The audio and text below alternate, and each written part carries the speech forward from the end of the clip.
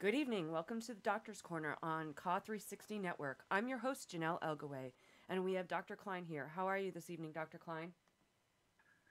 I couldn't be better. Well, tonight we will discuss addiction and opiates. If anyone has any questions for Dr. Kline, please call in at 415-915-2291. You can also chat live with our audience on our YouTube channel, Conspiracies Against Wellness. So, Dr. Kline, we're going to talk about addiction tonight. And I was just wondering, how did this, how did it become an addiction thing anyway? How did this become are people addicts or are they, regular patients? How did this all start out? Well, it's complex. There has been a history of addiction to opiates, going back thousands of years.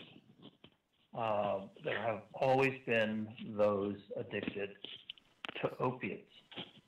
But one of the things we need to start doing now is a new classification system that I have come up with along with a high school student. The high school student listed 5 categories of people that use drugs that are not prescribed. 1 is an occasional, go to a party. 2 is a monthly use. Level 3 is, looking for parties and trying to make, appointments to get into parties. It's starting to become a little more serious. Level 4, which I call addiction A, is a choice. People, quote, want to get high. Now, that's true for alcohol. It's true for marijuana. It's true for amphetamines, and it's true for cocaine. Okay. Most of those things, excluding alcohol, because alcohol is a little difficult to describe, are choices that people make in order to feel good. Okay. People have been trying to feel good also during history. There's always been alcoholic beverages made. People in the Amazon jungle make fermented beverage. The ancient Hawaiians made poi, which is a fermented root product. So we've always been doing it. The question comes if you're going to parties and smoking marijuana, what's the difference between that and an addiction A? This breaking it into A and B really helps to explain things, because when people would ask me is marijuana addictive, I would always say no.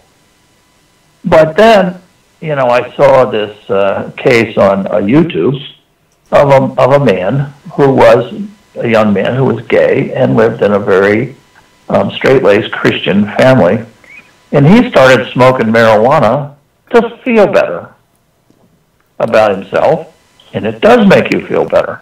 Mm-hmm. Doctors don't like to admit that, but then doctors go out and have a couple of highballs after work. So he became a kind of conditioned to it, and so he was smoking marijuana almost all day long for 2 years. Wow. So then when somebody comes and asks me, is this man addicted? Of course he is, Right. But it's addiction A. It's kind of an addiction light, and that means even though your life is disrupted, you can still kind of navigate through life. You're busy smoking weed, but this kid was trying to go to college. Right. And when you stop the agents in addiction A, you have no withdrawal symptoms. And that's the confusion. So it's a choice. It can ruin your life, but this is very amenable to therapy. He went to therapy for 30 days, and when he got out, he was cured. Wow. He never went back and smoked marijuana again. He went off to college and started resuming his normal life. He had no cravings. He missed it a little bit, but missing something is different than a craving.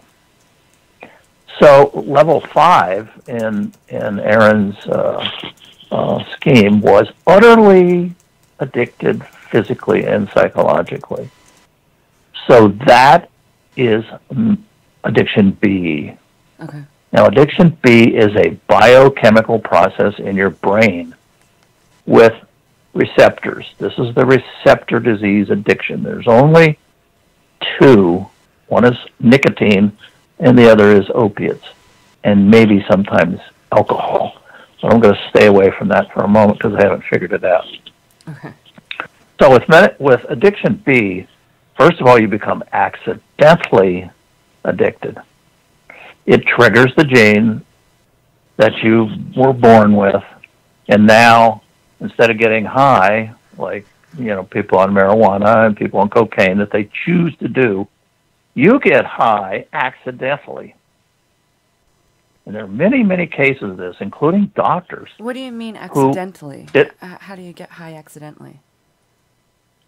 You get high accidentally, like when a doctor gives you a prescription. Oh, okay. And even though that's actually kind of rare, the more common thing is, since 90% of addictions occur in high school, it's at parties, right? Okay. So you see, we have restrictive drug rules. So when you're a teenager, you just read the rules and you do the opposite.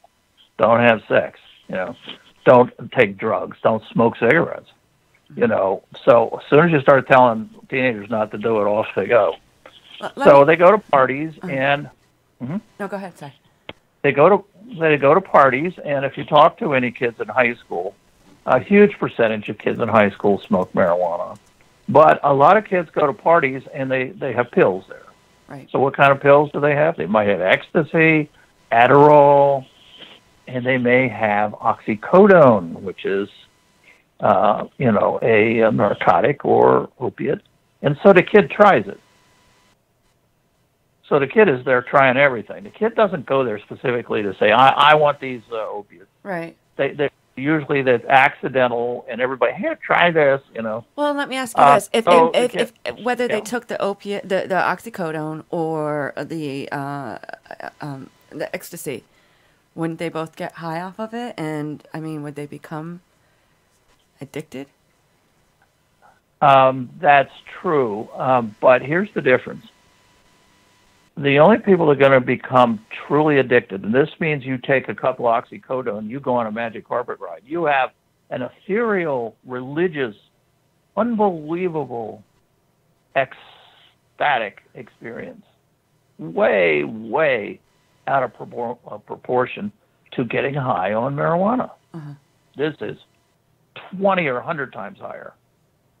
But it's from an abnormality in the brain receptors. So all of a sudden now the kid has accidentally taken something he had no intention of taking all by itself, just as part of taking anything that's on the table. Right. And so it's the same as a prescription. Yeah. Do 80% of heroin users really start with a prescription? Do you know? No, it's the other way around. Okay. If you talk to anybody in the addiction community, which the government never seems to do, you find out that no, that's not true because prescriptions are too expensive. And if you I've talked to an addiction nurse here in North Carolina who's been in the business 30 years. She says, no, that's not part of the problem. Everything comes off the street. The DEA tries to intercept things the best they can, but there's too much stimulus to be sneaky because the price is high. Uh-huh. A bottle of oxycodone that you get at the pharmacy, if somebody steals it, they can get $1,000 for it. That's big bucks, and it's easy to offload. You don't have to go to a pawn shop. You just go around the street corner and sell them for $10 each. Right. People on YouTube want to know. They want to understand. Like they never really understood this thing of that you feel like you're on a magic carpet ride. Like what makes it different from getting that natural high that you would get and that natural or that carpet ride? Well, one woman told me that it was like having an entire body orgasm. Okay. Much, much more than an orgasm. And women have, a much stronger endorphin response from orgasms than do men. So it's kind of the maximum. There's only one thing that maybe you can get more endorphin high, and that's delivering a baby after the baby is delivered. So those things are wonderful high events in our lives where our endorphins, our own opioids, are cranked up to the maximum. But one person said heroin, if you give all those a 9, on a scale of 10, heroin is like 1,000. Mm-hmm. People who have heroin highs have a very difficult time explaining it to people, but it is much, much, much higher than the high that comes from marijuana, cocaine, Adderall, blah, blah. Now, here's the difference. If you do not have the gene for addiction, you will not get high from an opiate. You can still get high from marijuana and Adderall and ecstasy. Everybody gets high from those, mostly. And some people have bad reactions, but for the most part, people get high from those. People get high from alcohol. But if you don't have the gene, you're not going to get high from an oxycodone or heroin or anything else. So that's why addiction B is different. Okay. They're both addictions, A and B, but B is different because 1, you're going to have a severe withdrawal. 2, your entire life goes down the toilet. Everything about your existence goes down the toilet because you're turned into a criminal. And you have to steal and manipulate and manipulate doctors in order to get the substance for your brain abnormality. Okay. People that, the fellow that smoked marijuana for 2 years just sold it. So he had enough income from selling the marijuana to buy it for himself. So generally people, cocaine and marijuana and Adderall, type A addicts, their whole lives are not ruined by crime. So they're but functioning. The type B addict is. And so that's the confusion. And the great Henry Anslinger, the moralist who ran the federal narcotics program for 32 years, confused this also. He just called it dope. Okay. So he was actually after marijuana. He thought marijuana was the same as opiates. And then he went after cocaine because black folks, he thought, used more cocaine than anyone else, which wasn't true. So looking at the 2 types of addictions helps a lot. It helps me understand it better. And it makes it clear that the treatment and programs need to be totally different. Mm-hmm. You can put somebody on who's been smoking marijuana for 2 years into rehab, and it works, and the person's life goes back. But if you take a type B opiate addict and put them in the same rehab, 90% are going to relapse. Now, I just read an article from 1969, and they did a study on rehab, and guess what? For type B heroin addicts, 90% relapsed, exactly the same. So we've made no headway on Medicare, on addiction B. Addiction A is much more of a choice. It's kind of like, hey, man, you need to stop smoking that marijuana. Oh, no, man, I don't want to. That's type A addiction. Okay. Type B addiction is, man, you need to stop this stuff. I can't. Somebody's asking... addictions. Oh, go ahead. Go ahead. Somebody wants to know, is one of the addiction genes the MTHFR mutation? There's actually a whole string of, there's 18 of them. They all have those designations. And are there any tests? Offhand, it sounds like one of them. Mm-hmm. Are there tests to be able to find out if you have the addiction gene? Very soon, there's a company in California, and supposedly is going to produce a commercial test that you can check for the gene. I did call them to get some information, and they didn't even have a human answering the phone, and I left messages not going to call back because, you see, they're trying to develop a commercial product. They don't want to talk to anybody. Right. They want to just do their thing. So I have no idea when it's coming out. but What will, they're up. They started out with about 5 or 6 genes that are abnormal. Now it's up to 18. So it's going to be a pretty good test. But the other way you can do it is with a family history. uh-huh. Are there people with serious type B addiction? Are there people with severe alcoholism, which I think is going to end up, one of the alcohol syndromes is going to end up being a type B addiction?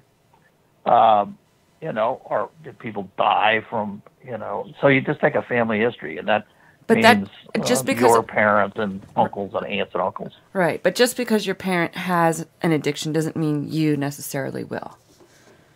That's true, and that's the way inheritance goes for these diseases. Same with diabetes. Okay. If your parents have it, you don't necessarily going to get it, and if you get it, you may not have a family history that's positive. But the correlation is very strong.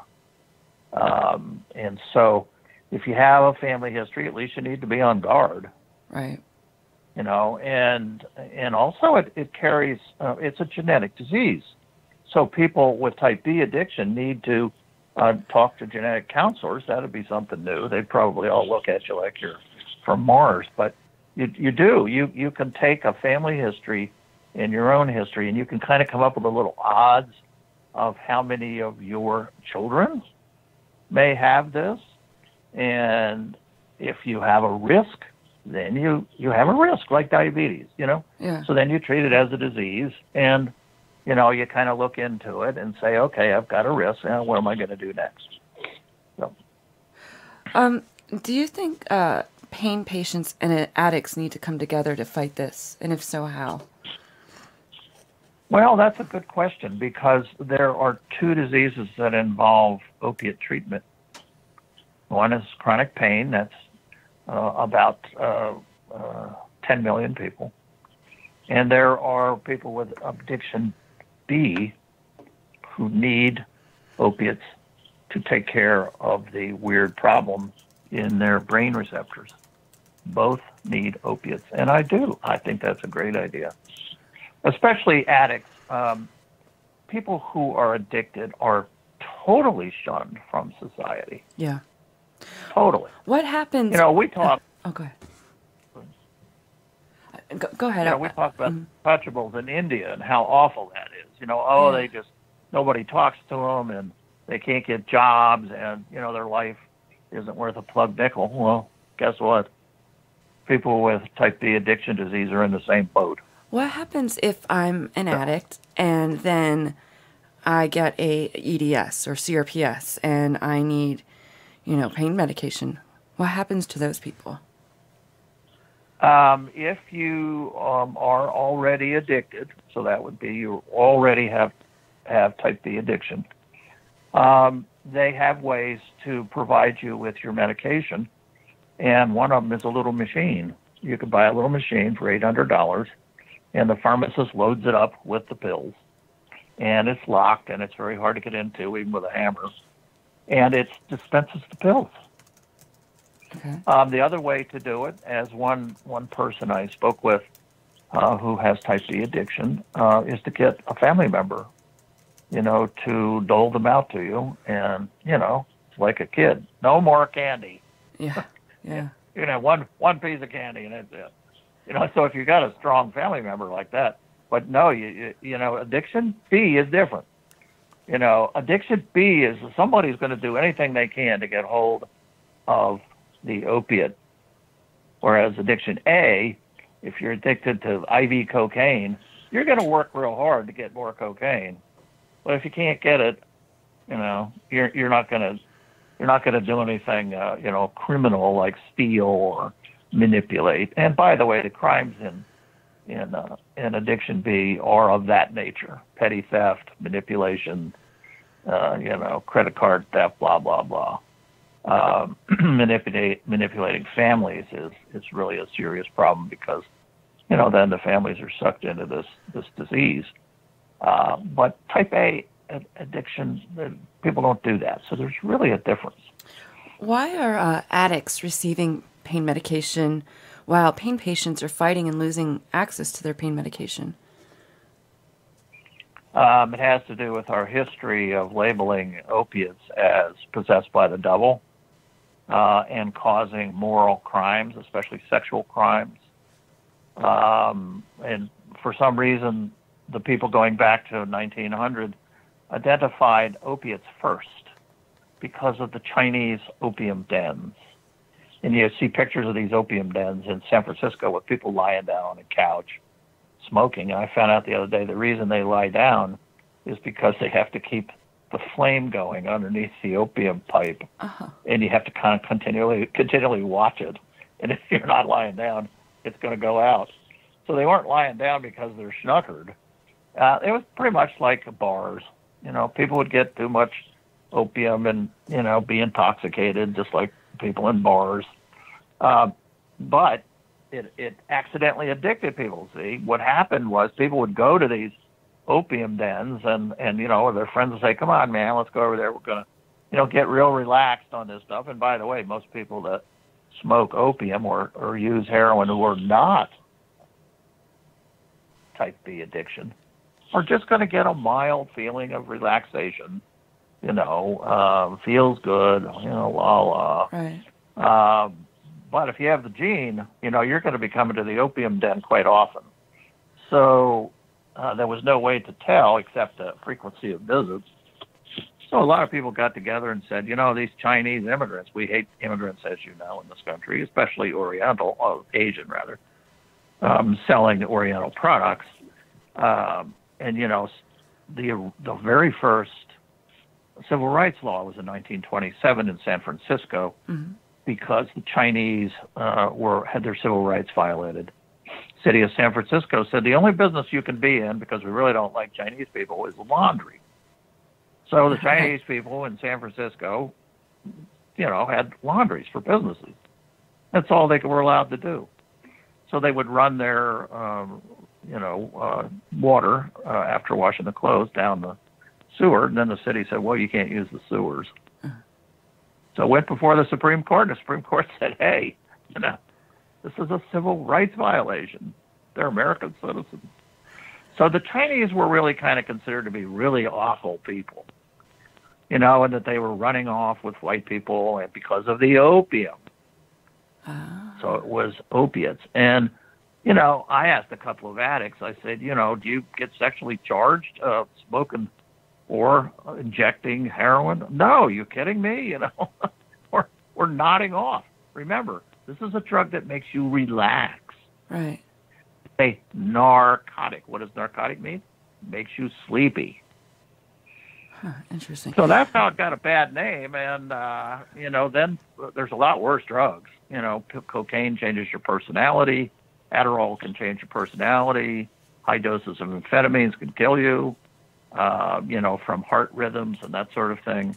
Mm-hmm. Marijuana is pretty much free of any kind of you know, nobody's ever died smoking marijuana. Very little crime with marijuana.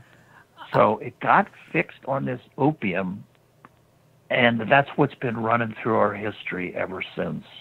Okay. Between 1920 and 1935, there were 6,000 doctors arrested for providing opium products, mainly morphine, to people who were addicted. Because if you're doing that, doctor, then you're creating addictions. And what happens when people are addicted? They rape white women. White women turn into prostitutes. Right. All this bad moral stuff is going to happen. And you're responsible, so you're going to jail. And guess what? That's what's happening today. Yeah. We're recycling the same old morality-driven police action that has never worked. But it makes people feel good because opium products are so dangerous because they cause us to sin. Right. And interestingly, it's not the crime that they're concerned about. It goes way, way back. The concern is these are different drugs. They're different because they cause immorality. Okay. I just want to remind our audience too, if you have a question for Dr. Kline, please call in at 415-915-2291. So this group A and this group B, where does it talk about this? Where can you find out about that? Or is this kind of something that you're kind of coming up with? I just invented it. Okay. It's made sense to me, and I've spent the last year kind of full time looking into this problem, and I've got 1,500 articles and a lot of folders and a lot of YouTube videos, and it just finally dawned. It really started with Erin, my assistant, who's a junior in high school, Mm-hmm. because she came up with this 5-level thing, and it just all of a sudden it starts to make sense because both are addictions. Right. But they're different types of addictions. So we kind of have addiction syndromes now. Just like we don't say diabetes, there's diabetes syndromes. There's type 1 diabetes and type 2 diabetes, and they're very different. Okay. And so it's the same thing with this A and B addiction. So, eventually I'm going to write it down and maybe circulate it, through Twitter. But I need to think about it a little more. And that's one reason I want to hear from the audience, because this is a new idea. So, ask me questions, Yep. Say this doesn't make sense. Well, it is interesting. And, I know we are going to have a show with panelists that are addicts. So I think that will be really great to be able to learn about that side of things. Do addicts and pain patients, again, do they need to come together on this? Would that be better? And if so, how do we do that? I think so. I just read an interesting book by Maya Selovitz called The Unbroken Brain. And she is a journalist, and you'll see her writings quite frequently. She writes for the Scientific American, New York Times, a serious journalist. But she was an addict, and she tells the story. But she was a type A addict, in my estimation. I haven't talked with her about this yet. I think she was a type A. In her book, she describes shooting cocaine 40 times a day. I mean, that's addiction. But yet she was able to stop without withdrawals. So, sounds like an A, not a B. But still, I've ruined her life. And she believes that type A addiction is more behavioral, which I agree with. In other words, it's under behavioral control. That doesn't mean that you could just easily drop it, but with therapy and support, it's much easier to get back to normal. Whereas with addiction B, you're wasting your time. But here's what she said about the addiction community, because remember, it's mixed. There's A and B people in the addiction community. Mm-hmm. She said that New York City decided to have a clean needles program. And so all these public health workers came to a certain area in the city and said, we're going to distribute free needles. So guess who came? All the addicts, right? Mm-hmm. But also, there were addicted people in suits, mothers pushing baby carriages. Wow. So, there are some addicts that are out there functioning, so that was kind of interesting. But the nice thing about it was, she said, the addiction community felt for the first time that the regular community was reaching out to them to help them out without all the moralistic crap. Yeah. And that's how she put it. So any kind of public health or community or religious, come on, you guys, religious folks are into community outreach. It's one of the things that churches and synagogues and temples and Islamic folks do. They reach out to people to help them out, and that's kind of a universal thing. So where is everybody? Well, we don't want to touch them. They'll kill us. See, we got to get over that part. Right. Addiction B and addiction A are real problems, but they are not dangerous people. They are people with illnesses, either behavioral illness or a brain receptor illness. So yes, if addicts had a bunch of chronic pain patients approach them, they would feel like $1 million, because somebody is accepting them for what they are. Yeah. And that's a very powerful thing, that we can help people with addiction disease, and very few people are doing it. There's a little here and there. Public health programs are just dead. I mean, why are they not out there doing their public health thing? This is what public health people like to do. You know, they like to go out where there's disease, you know, AIDS, pregnant girls, venereal disease, or sexually transmitted disease. I'm showing my age there. You know, they like to go out and help with these public health problems, you know? Right. And lots of people say that addiction B and addiction A both are public health problems. So then what? They need to sit in the office and say that, you know? That's not what public health is about. We need to turn the public health folks loose, you know? And if they're joined by people with pain who also are having access problems to opiates, hey, that would be great. I think it's a wonderful idea. Well, and I couldn't even imagine, you know, what that would feel like to be accepted. Anybody be accepted, even us. You know, like I couldn't imagine, wow, you know what? Maybe we have a problem, and it's okay to be able to come out and say it.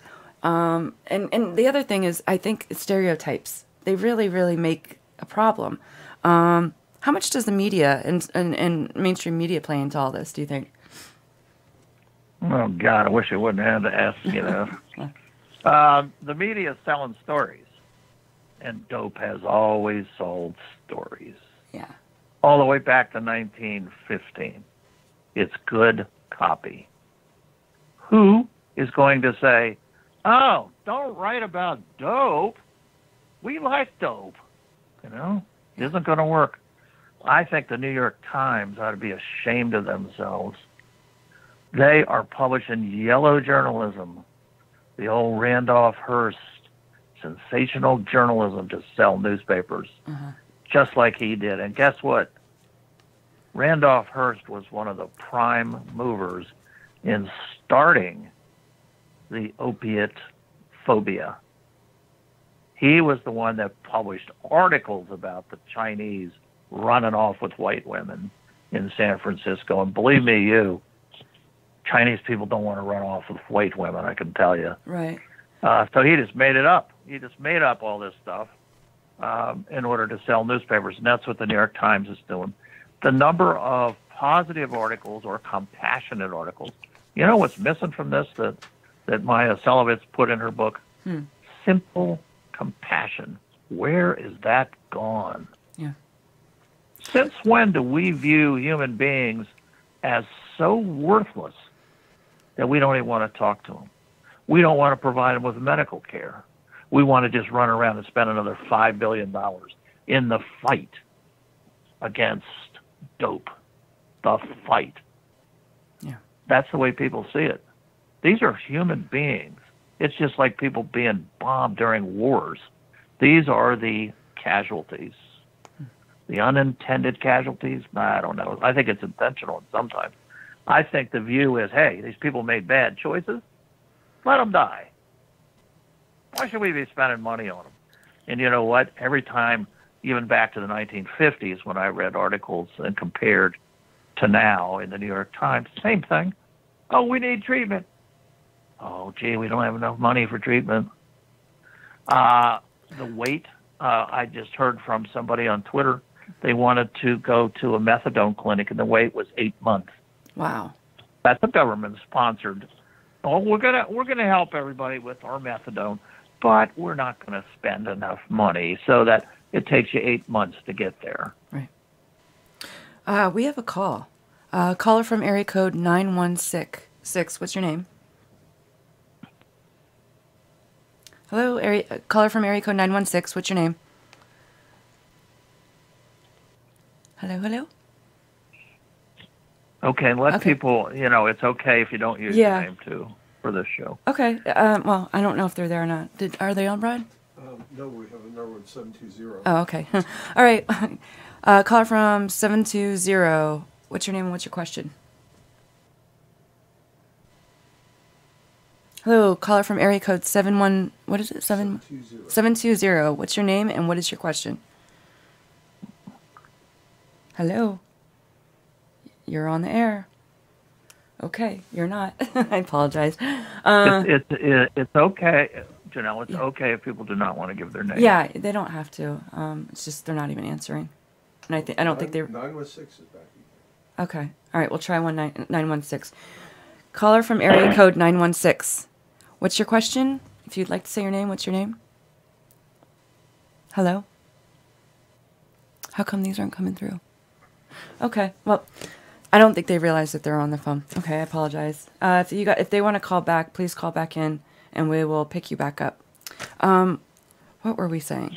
Oh, somebody wanted to know. Yeah, the purpose of one of the purposes of the show tonight is to enable me to get some information from you guys out there in the audience about what your concerns are. And that's kind of why this is a show of being able to ask any question you wish. And if you don't want to identify yourself with your name, that's perfectly okay. But, you know, I'm here to answer as many questions as I can. I don't have all the answers. Right. But I think there's too much fear. All we have is fear, and fear itself, as Franklin Roosevelt said. And it's true. In other words, if I thought there was something to be afraid of, I wouldn't be on the radio telling people not to be afraid. You know, that's not what I do. But I do want to dispel myths. For example, the serious crime myth. Henry Anslinger, who was our drug czar for 32 years, spread the world's worst rumors and set the Americans up to be noted around the world as being way, way over-concerned about opiates. He distributed a story that a man got so high on dope, I think he called it, that the man butchered his family with an axe. Hey, Dr. Kline. You know what? Can you excuse me for one moment? Our call-in line dropped, and that's why we couldn't get calls. I apologize. Brian asked if we could hold off for 1 minute and take a break, and we'll be right back, and we'll have everything back up. So if the audience could hold off for 1 moment, too, please. Go ahead, Brian.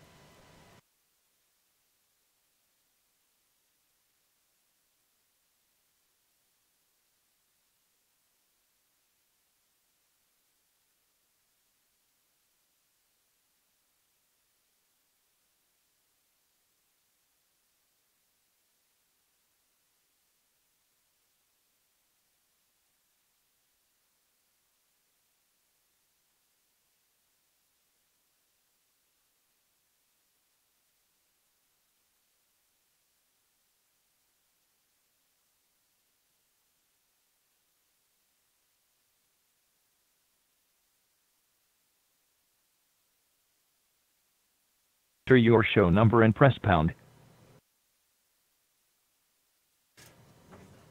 Are we back on? Not yet.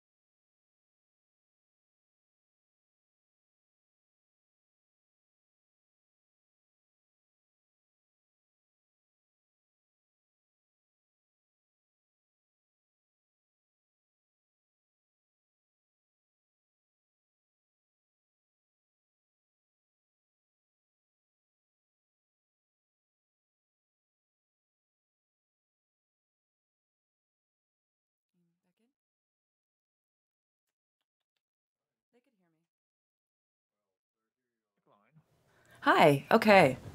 Are we back on air now? We are back. Okay. So we're back on air. I just want to let everybody know, if you do want to call in with a question again, please do so. Sorry about that. The number again is 415-915-2291. Audio sometimes does that. Alrighty. Well, why we wait until people call back in? What were you saying, Dr. Kline? Or did you want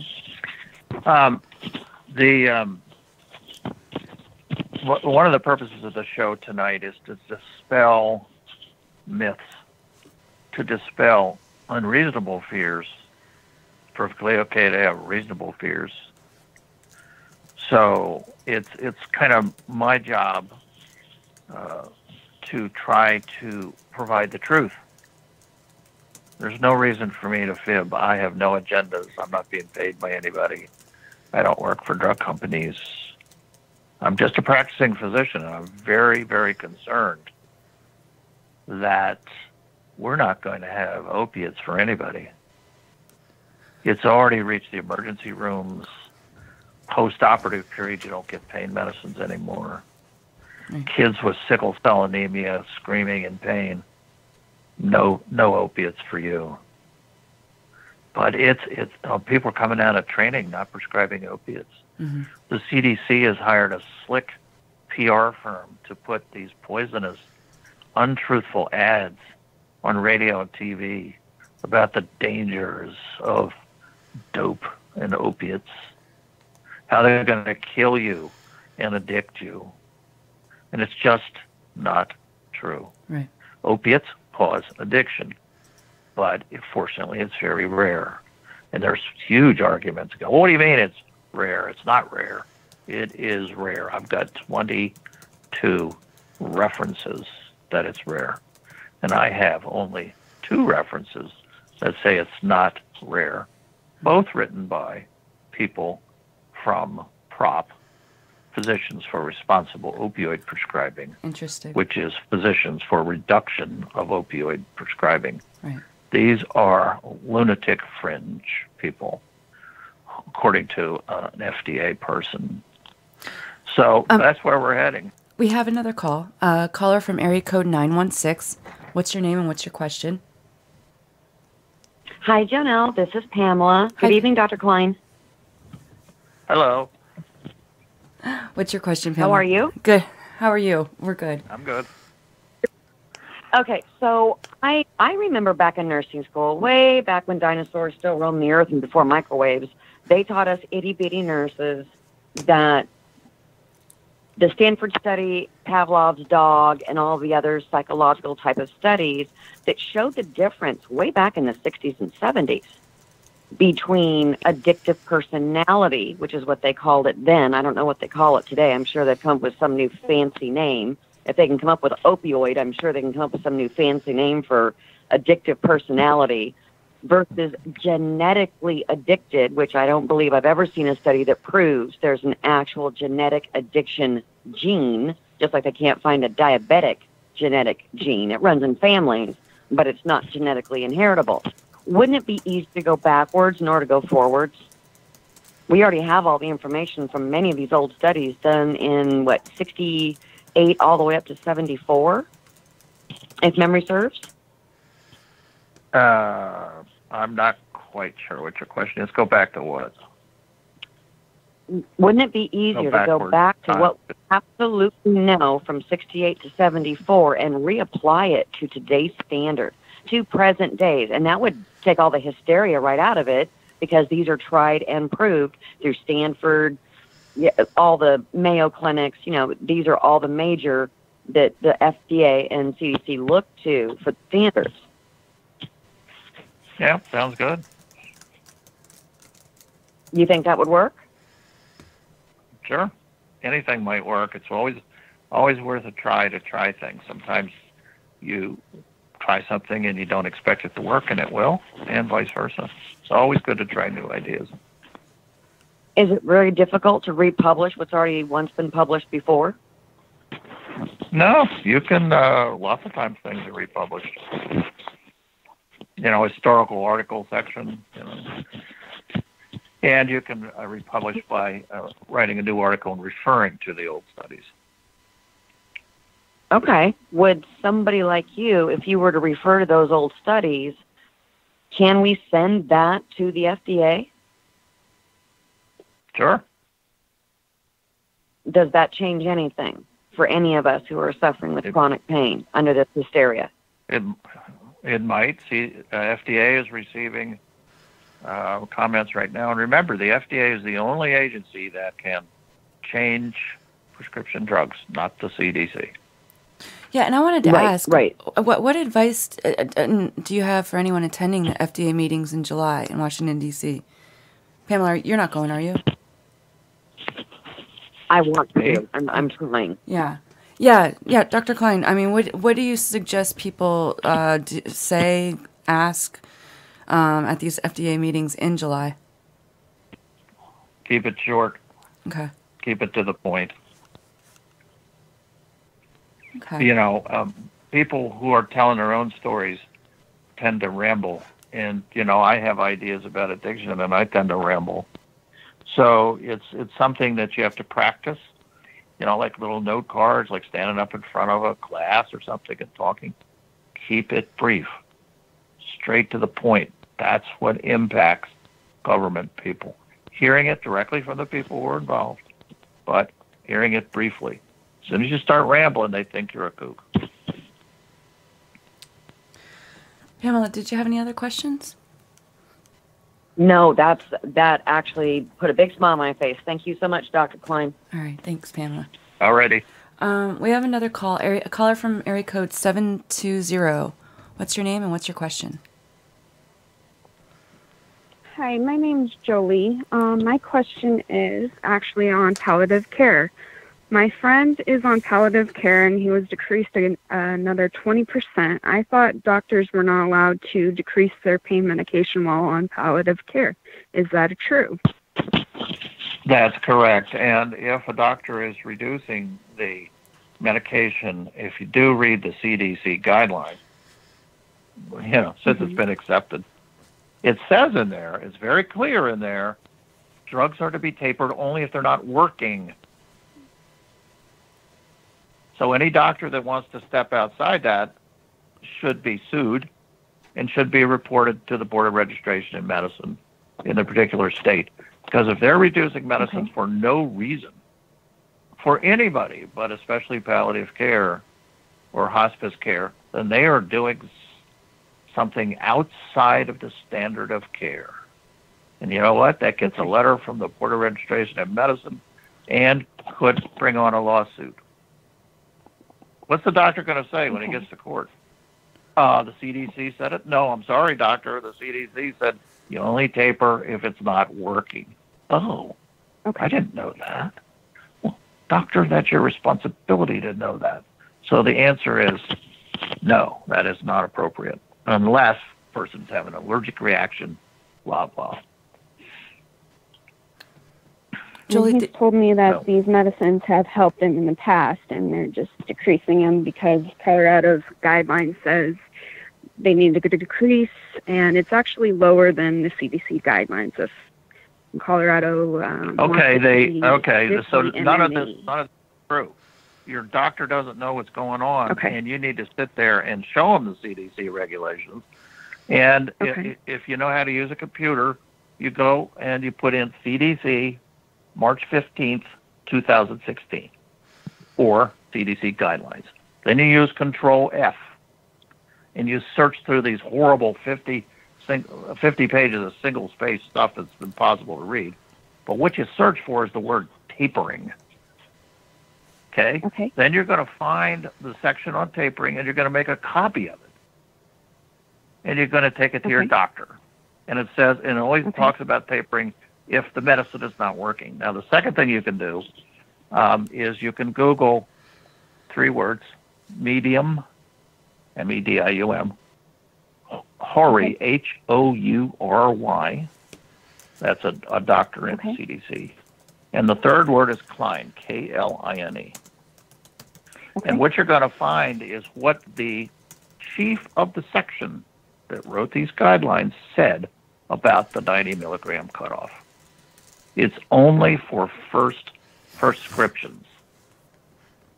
It's got nothing to do with long-term treatment. And if a doctor wishes not to read the CDC regulations and starts to make up things, and starts to make up their own standard of care or practice, they're in deep doo-doo. Because they are purposely withholding vital treatment. They are purposely withholding medical treatment that would normally be given by any other doctor.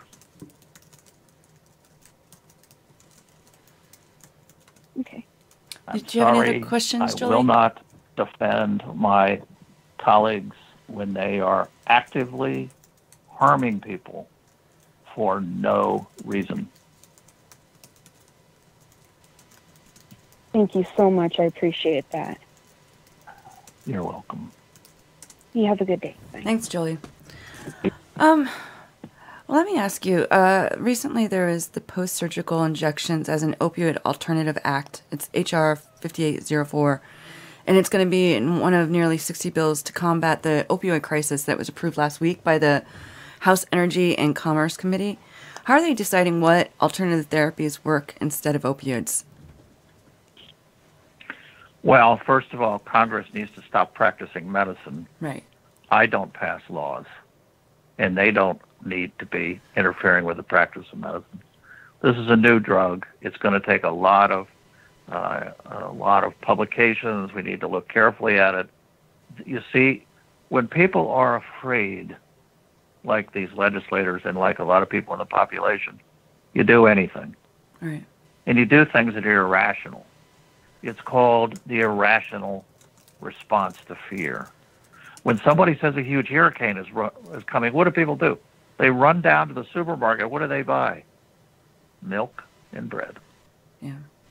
Milk is the worst thing you can buy for losing electricity. What you need is canned vegetables, canned meats, that you can use when you don't have any refrigeration. Bread spoils. So you see, when people are afraid, they become irrational. Right. And this is what's going on, grasping at straws because they're afraid. We need to deal with the fear. And that's why we're having this show tonight. We want to field questions about why people are afraid and discuss it. Right. So. Well, also, if Trump allows the bill for all 50 states to pass medical marijuana, what does that actually look like? What will their problems start to occur, and why something like this should be? Why wouldn't it be great, or would it cause more problems? I don't know. I see marijuana as about the same as buying goldfish. Okay. I just don't think it's a serious enough problem even to talk about. Marijuana is available to anyone in any state. And the federal government, and by the way, it was Henry Anslinger, the 32-year czar, who passed the prohibition of marijuana because that was just another dope, and it was causing people to go out and become licentious and create moral crimes. And then the DEA makes it a class 1 drug like heroin. So, the people in government are playing doctor, and they don't know what they're doing. And they need to, get busy with regular running the government issues and stay out of our practice of medicine. They don't know what they're doing, and they're ruining things. Yeah. So, medical marijuana is a state issue, a federal issue, and then they make an issue out of this. And meanwhile, we've got 5 million people in this country being purposely tortured by doctors who are so afraid they're going to be arrested by the DEA and lose their licenses. And that's a valid concern. So we have this state-sponsored torture of people. The CDC's guidelines have been taken as tablets from the mount. Doctors are following their guidelines, even if it's not said in the guideline. They're just making up stuff to follow. Oh, we have to pay for everybody. Oh, 90 milligrams. This is not in there. So. We have another call. Caller from area code 408. What's your name and what is your question? Hi, my name is Michelle, and I take opiates. I have Chiari malformation and Ehlers-Danlos syndrome, and I take opiates, but a very minimal amount, usually only about 20 Tylenol 3s every 6 to 7 months, and they cut me off saying that I have to have an opiate contract, even though they're not even worried about the amount that I'm taking and it causing an addictive problem. They're only regulating me because my conditions are considered chronic.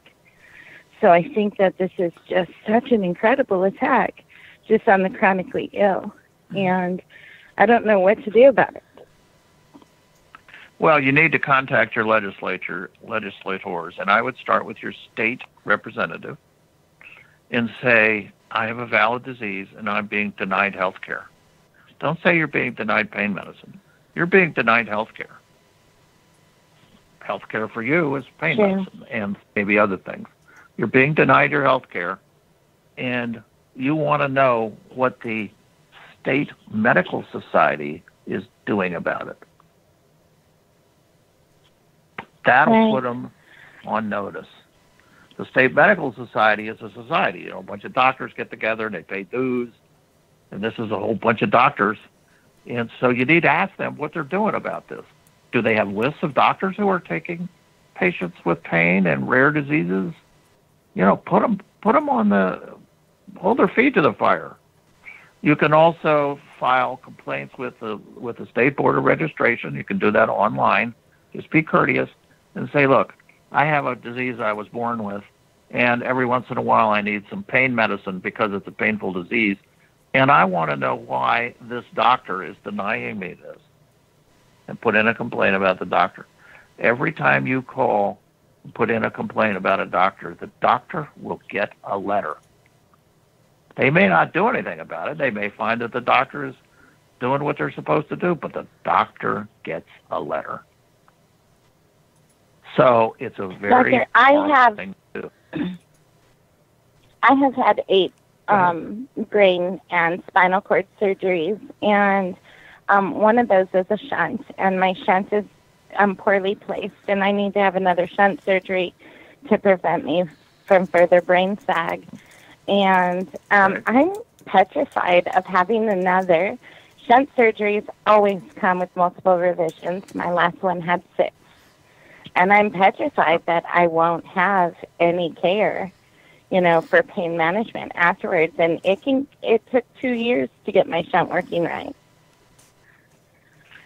Yep, you need to tell the surgeons that you're going to refuse surgery and report them to the Board of Registration in Medicine for denying you health care that's guaranteed by the United Nations. The United Nations policy is that people in pain deserve pain treatment, period. And you just need to stare them down and say, what are you doing? And if they come up with some phony stuff about the CDC doesn't have anything in there about not giving people medicine after their operation. It's got some stuff in there about how it should be 3 days. And of course, that's terrible. These people, the CDC, have no right, and they have no legal justification either, for making recommendations about prescription drugs. That's only the FDA. And I can tell you, behind the scenes, when these CDC regulations came out, people at the FDA were horrified. What are they doing? Don't you know how the government is? The agency can't go to the newspaper and say, that other agency is really doing a lousy job. You know, they don't do that. And they don't publish anything, but it did go on. And this one FDA official who was, by the way, in charge of all the consultants that consult for the FDA, I mean, that's a big, important job, said that these people were lunatics. And they are, in my personal estimation, they are dangerous lunatics, far more dangerous than people with addiction disease. Michelle, did you have any other questions? No, that's all. Thank you, Dr. Kline. Thank you for calling in. You're welcome. Caller from area code 602. What is your name and what's your question? Hello, this is Bob Power. Hi, Bob. How are you? I'm pretty good. How are you? Good, thank you. What's your question for Dr. Kline? Well, Dr. Kline, first of all, thanks for fighting for us. I've been writing my legislators, my Congress people, the DEA, the CDC, everybody I can think of, and so has everybody else. And I just can't believe that they really are that ignorant, that they don't know what they're doing. I mean, so is it really doing any good to keep writing into them and pointing out the obvious? Because the data clearly shows that cutting opioid prescriptions does not reduce overdose deaths. So why are they doing it, and how can we get them to change? It's a moral crusade. And when people are flying under the flag of a moral crusade, even if they can't articulate that, it's based on fear. People call them up. My son died because he went to a doctor, and now he's addicted, now he's dead. That's a pretty awful thing. You know, and so the legislator says, hey, I'll take care of it. Of course, meanwhile, some poor patient calls in, family calls in and says, guess what? My uncle shot himself in the head because he got tapered off his medicine. Oh, then they just figured it's dopers. You know, so here's what it takes. It takes a mass effect. People say, what good is it for me to go to the polls and vote, little old me? Well, it's mass effect. You know, when people march on Washington and there's 1 million people, that makes people pay attention because that's a mass effect. So do not give up the fight. Keep writing your legislators and saying, I am being denied health care because I have painful disease. And you just keep doing it, you know, and you get all your friends to do it. And people read my Twitter, you know, just do it. Just write in, and pretty soon it's a mass effect. You see, picture yourself as a legislator. You know, you're sitting in your office and somebody comes in and says, you know, I really think we should have a leash law for cats. I don't like cats. Thank you. And so, like, all of a sudden, 100 people come in. You know, we need to have a leash law for cats. Oh, really? So then 1,000 people come in. Finally, they say, you know what? I'm going to introduce a law here for a leash law for cats. You know, it's a mass effect. So don't give up, because every time you write something, they record it, you know? So pretty soon they got 100 people writing in. They're being denied health care for their painful disease. Just make it simple. Denied health care. And then, you know, they'll start to look into it. It's a tricky problem because, you see, if a doctor chooses to do that, then what's the legislature going to do? See, the only thing they can do is interfere with medicine again. But they can kind of help with not passing stupid medical laws they have no business passing, you know, like limiting the number of pills. And that makes everybody think, well, maybe we need to limit all the pills. See, they're practicing medicine. They don't know what they're doing, and they're harming people. So one of the things you could say to your legislators, stop passing these medical laws without all the doctors being on board. You see, what they do is they created an emergency in the states, and then guess what? You don't have to have hearings. So none of the doctors get involved. But again, I'm urging people to contact the state medical societies and say, you know, what's going on here? Put their feet to the fire. Yeah. You know, I'm trying to find out from my medical society here in North Carolina. I said, do you have a list of doctors that are taking patients with painful disease? Because I'm getting a lot of phone calls. And they wrote back and said, well, you could check the list of doctors with the with the Board of Registration in Medicine. Now, that wasn't an answer to my question. So, you know, we're going to try to get an answer. But, you know, these medical societies have their heads in the sand, too. And people need to start calling them up. See, because nobody calls the medical society. You know? So they just sit there in their air-conditioned offices, you know, with their tags around their necks and the doors locked so nobody gets in and visits.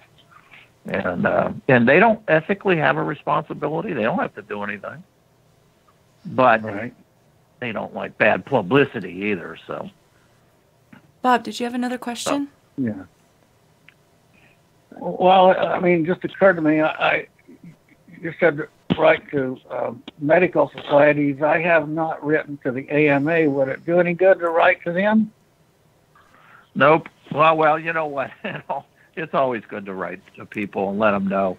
The AMA receives $75 million a year from the federal government for royalties on a little code book they have for coding office visits. And they've been getting $75 million a year since 1999. And so I kind of see the AMA as receiving hush money. But, yeah, you should. You should. That's, what you could do is, make a nice little short letter and say, I've been denied my health care by doctors for no apparent reason, using as an excuse the CDC, when it's not even in the CDC, and the CDC shouldn't be doing this anyway. And, kind of make a little letter and send the same letter to everybody, Yeah, send it to the AMA. I like that, Speak up. All right. Well, I mean, everybody I've been waiting. Everybody needs to speak up. Yeah, I've been waiting for them to jump up and say, what the hell? Yeah. Well, me too. I'm a doctor, right? And where are these people? I mean, good heavens. Yeah. I mean, if the AMA isn't speaking up against this, then that's a bad sign. Good grief. Yeah, it's really bad. And, well, you know what else? I mean, I've been urging all my friends on Facebook who aren't chronic pain patients to get on board and help out. And every one of them tells me, you're wasting your time. All you have on your side is logic, justice, mercy. They're not going to listen to you, and I'm not going to write to them for you. And I don't know what else these to are do. the same I people. These are the same people. Why vote? I mean, what's my vote going to do? Or, the wife and the husband each vote differently. They're just going to cancel it. No, that's not the way it works. If not, we are I vote we get things done. We get things done in this country by everybody getting together and voting or complaining or whatever, So don't feel that you wasted your time. You are not. Okay. Well, thank you, Bob, for calling in. All right. Have a good night. We have another caller. Caller from area code 817. What is your name and what's your question? Yeah, hi, this is Teresa Smith. Hi, Teresa. And I live in Texas. And half the doctors here are following the new CDC things, and half of them aren't. My doctor's has continued me on my pain medicine. But I got a letter today from my insurance company, and they had approved for me to take Zohydro. It's an extended release medication. And I have been on that for about a year, and I have been on Klonopin since 1994.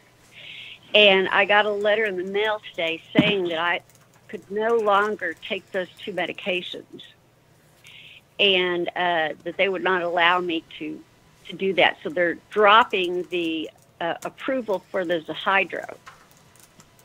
And so now I don't even know where to go with that. To the doctor. Yeah, you're being screwed. You're being screwed by the insurance company. And what you need to do is put in a complaint with the insurance commissioner in your state. Again, are they going to do anything about it? Yeah, they'll do about it. They get about 5,000 letters. They'll start doing something about it. Because you know what? Government don't like a bunch of rabble-rousers, especially in large groups. They're afraid of them, and carry torches and signs, So the more people that do this, you see, people don't think to write to their insurance commissioners, but they are the people in charge of the insurance companies. So the insurance companies are screwing you, and we're going to learn more about that because we have a guest who has just agreed a few minutes ago to come on Janelle's show with me and talk about the problem of pharmacies.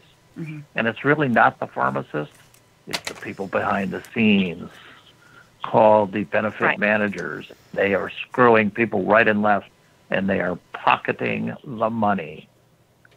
So you need to complain. You need to call up the insurance company. One of the things I found is that when people paying the premiums call the insurance company, they can actually get more done than if a doctor calls the insurance company. So you can call them up and you can say, what's going on? What's going on here? I have this medicine you approved before. Why are you taking me off of it now? Are you doctors? Are you going to be held responsible for me and what happens to me when you take this? You know what? They'll start to say, well, if you get your doctor to spend some time on the phone, and what you do then is you tell your doctor, look, I'll pay you $30 for your time or $50 for your time to talk to these idiots at the insurance company and convince them that I need to be on this medicine. You prescribed it, it works, and what are they doing? They have no right to do this. And then the insurance companies will say, well, we're not really denying the medicine. We're just saying we're not going to pay for it. And then you say, you know what? That's the same thing. Yes. You know that Brown... Could I pay out of pocket? You certainly can if you pay out of pocket. But the problem is with the drug that you just mentioned, I think it's about $1,000. But what doctors can do, and you see, you got to discuss this with your doctor, is that methadone, which is used for addiction disease, is also a wonderful pain medicine. It's tricky to use. Mm-hmm. The doctor has to know what they're doing. But once you're on the stuff, it works great. And guess what? It's $40 a month. Wow. It's underutilized because physicians are a little nervous about using it, but that's one time when you go to a pain consultant, who is used to using it. Get me started on this stuff, and then I'll go back to my regular doctor.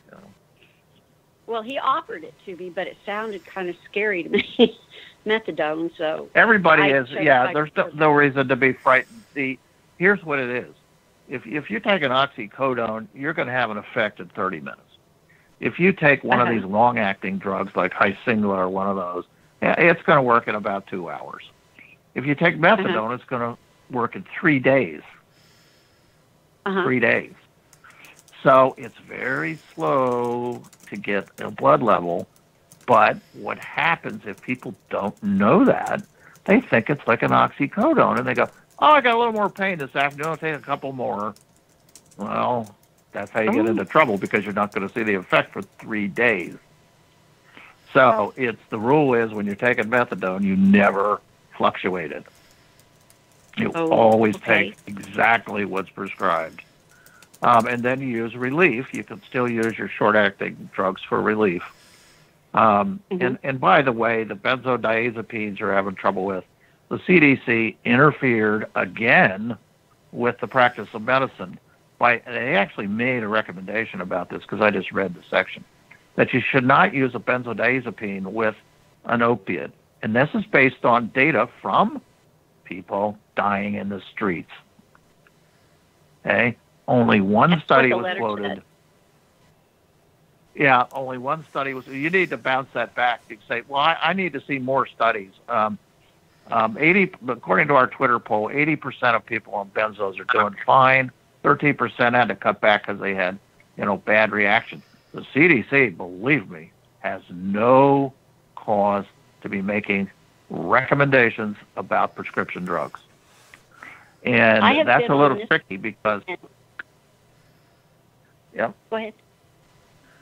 But I've been on as far as I can see, that these two drugs are highly complementary, and they work very well together.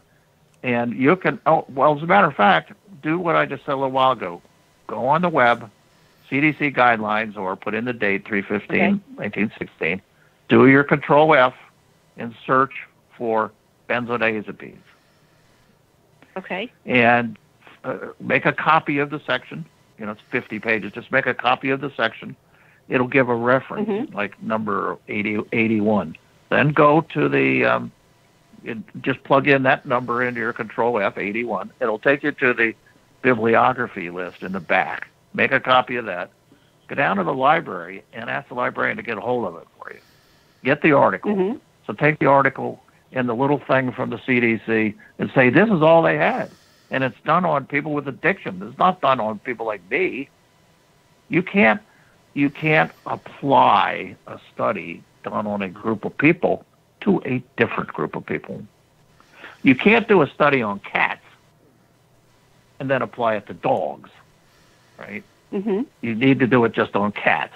So doctors are glommed onto this without questioning it. Their medical societies are all busy trying to arrange the next cocktail party instead of getting a bunch of doctors together and say, whoa, this is baloney. Let's put out a notice to all the doctors. Don't worry about this. Well, my psychiatrist is giving me the benzo and the Klonopin, and my pain doctor is giving me the hydro, and with hydrocodone too. But they both know about it. In fact, the pain doctor said, as long as you're taking it from a psychiatrist, it's okay with me. So, that's good logic. They're fine with it. They know about it. It's called, I won't get into trouble. I'm not prescribing it. What a bunch of lily. That's what he said. That's exactly what he said. He said that he was going by and having every person taken off of it that he prescribed, but he made me sign a letter saying that I was getting mine from my psychiatrist, and which is fine because I am, and he knew it. And then I got the insurance thing today, and it said that they cause problems when they're taken together, and they cause death. And so overdose and deaths and all these horrible things. So they're retroactively going back and pulling the approval. They're going back from the beginning and pulling it. How can they do that? Well, yeah, you see, it's just it's the wildfire of hysteria. You know, the CDC really made a huge mistake, hugely out of their mission. If you read the mission statement for the CDC, got nothing in there about making medical recommendations, got nothing in there about opiates. And here they're causing all Americans to be taken off their important drugs. Benzos are important drugs. They work well. But one of the ways around that, just like the methadone, is Valium. Valium works just as good as any of the other benzos. It's our old-fashioned benzo, and it's also cheap. Oh. Huh. Okay. Yeah, you can, clever doctors should be able to switch you over. Okay. You might have to take it a little more often, maybe twice a day. Maybe twice a day instead of once a day. Teresa, did you have any other questions? That's not a problem. Mm-hmm. No, that was it. I was just wondering about them doing that now all of a sudden. Okay, thank you, Janelle. Thank you. Thank you, Dr. Kline. All right, we have one more question. Caller from area code 502. What's your name and what's your question? It's really a statement that regarding the previous question is that with the PBMs, as Dr. Kline mentioned, are licensed as insurance companies, and they will have a medical director. And under Controlled Substance Act, it is illegal for a doctor to prescribe medication for a patient they haven't done an in-person exam. It's also illegal for a doctor to prescribe medication for a patient they're in a state they're not licensed in. That's where you get their attention. You start threatening to file complaints against their medical director for practicing. Yeah, no, I agree with you. And you see, they always come back with the excuse, "Oh no, we're not denying anything. We're just saying we won't pay for it." And I think it's time that, like you say, just put pressure on them. Get out there with your torches. The thing of it is, they would rather silence one squeaky wheel than have to deal with complaints. That's right. Because the squeaky wheel's going to complain. And the squeaky wheel's going to complain. And remember, when you file a complaint with state insurance agency, they will send a letter. Then they get all nervous. Wow, our public image is terrible. Nobody will sign up for us and pay us every month, So it does work. Well, also, if the person is covered with Medicare or Medicaid, then you need to file a complaint with CMS.gov or 1-800-MEDICARE. The state insurance has nothing to do with it. I agree. So you see, if enough people do this, find the right path. Yep. You need to find the right path and the right cattle prod, and you need to stick it to them. Yep, I agree. Tell your friends. Thank you, sir, for your time. Thank you, sir, for your time. All right, bye-bye. All right, well, we're going to wrap up here. Did you want to? Did you have any last words for the evening? Large groups of people are much more effective than one person. Never feel that you alone are wasting your time, because you aren't. Okay. Somebody is asking, how do we fight without information? I'm working on it's a little website. It's thomasklinemd.com. It's kind of young right now, but I'm trying to put information on there that you can copy and take to your doctors or take to your legislators. Like I said, I've got no axe to grind. I just put stuff in there that I think is true. So you can try that, and stay tuned. It should improve here in the next month or so if I can, stop eating donuts and focus on my work. Exactly. All right, Dr. Kline. Well, thank you so much for joining us this evening. You're more than welcome. All right. Have a good night. And tomorrow, Dr. Steve Arians, a.k.a. Pharmacist Steve, will be our guest. And I just want to say thank you, Call Nation, for joining us on another Tuesday evening at the Doctor's Corner. I'm Janelle Elgaway, signing off until tomorrow evening at 8, 7 Central. Good night. You've been listening to The Doctor's Corner with Dr. Kline and Janelle Elgaway. Copyright 2018 by EXG LLC.